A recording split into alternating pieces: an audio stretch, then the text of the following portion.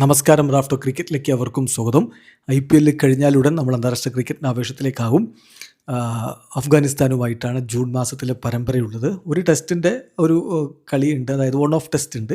ആ സ്കോഡ് നമ്മൾ ഓൾറെഡി പറഞ്ഞു. ഇനി ഏകദിന പരമ്പര, 3 മത്സരങ്ങളിലെ ഏകദിന പരമ്പരയാണ്. അപ്പോൾ അതിൽ ആദ്യ മത്സരം ജൂൺ 14, രണ്ടാമത്തെ മത്സരം ജൂൺ 17, മൂന്നാമത്തെ മത്സരം ജൂൺ 20. ഇതിനു വേണ്ടിയിട്ടുള്ള സ്ക്വാഡ് പ്രഖ്യാപിച്ചപ്പോൾ യുവതാരങ്ങളെ, പുതുമുഖ താരങ്ങളെ ഉൾപ്പെടുത്തിയിട്ടുണ്ട്. അതോടൊപ്പം തന്നെ ശ്രദ്ധിക്കേണ്ട കാര്യം, ഋഷഭ് പന്തിനെ സ്ക്വാഡിൽ നിന്ന് ഒഴിവാക്കിയിട്ടുണ്ട്. പകരം വിക്കറ്റ് കീപ്പറായിട്ട് ഇഷാൻ കിഷൻ വരുന്നു. KL രാഹുലും ഇഷാൻ കിഷനുമാണ് വിക്കറ്റ് കീപ്പർമാരായിട്ടുള്ളത്. സഞ്ജു സാംസണിന് ഇടയിൽ ലഭിച്ചേക്കുമെന്ന് ചില ജേർണലിസ്റ്റുകൾ നേരത്തെ റിപ്പോർട്ട് ചെയ്തിരുന്നെങ്കിൽ അതില്ല. പകരം ഇഷാൻ കിഷനാണ് ആ ഒരു സ്ഥാനത്തേക്ക് വന്നിരിക്കുന്നത്.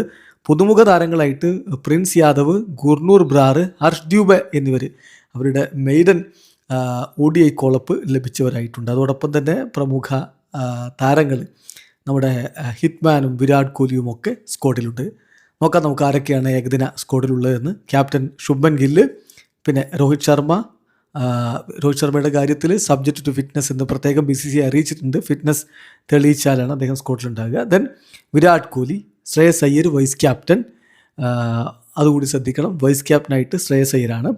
Then wicket keeper KL Rahul, wicket keeper Harsh Dube.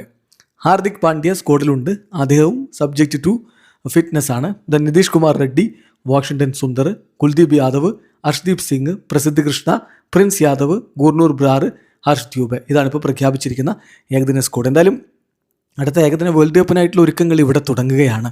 സ്ക്വാഡിലെ മാറ്റങ്ങളൊക്കെ ഏത് രൂപത്തിലേക്ക് പരിവർത്തനം ചെയ്യപ്പെടും, കാത്തിരുന്ന് കാണാം. വീഡിയോ അവസാനിക്കുന്നത്. ക്രിക്കറ്റ് ലോകത്തെ കൂടുതൽ വിശേഷങ്ങളുമായി റാഫ്റ്റോക്സിൽ എത്താം.